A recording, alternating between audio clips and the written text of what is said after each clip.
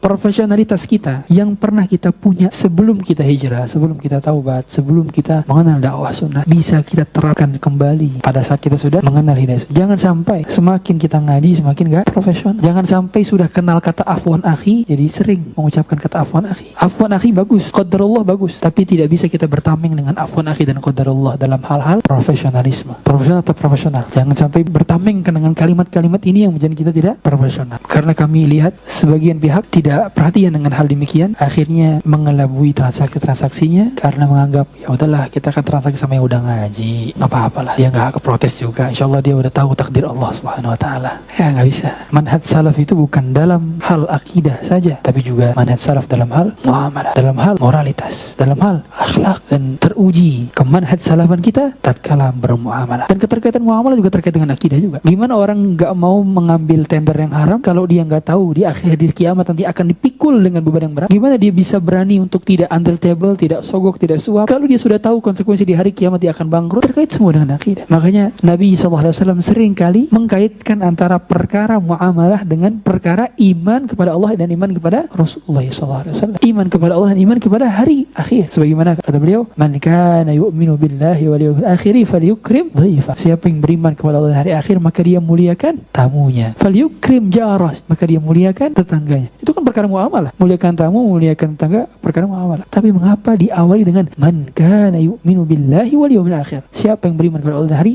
akhir? Sehingga orang yang sekedar hafal saja rangkaian daripada hari kiamat, dia tahu nama-nama Allah Ta'ala, tapi when it comes to perniagaan, entrepreneurship, dia nggak profesional, dipertanyakan. Iman kepada Allah dan hari akhir dipertanyakan. Sudah betulkah kita mengamalkan? Karena akidah ini bukan sekedar hafalan dan wawasan. Akidah tentang pengamalan dan bentuk aplikasi profesionalisme itu mencerminkan kadar ukuran tingkat akidah kita.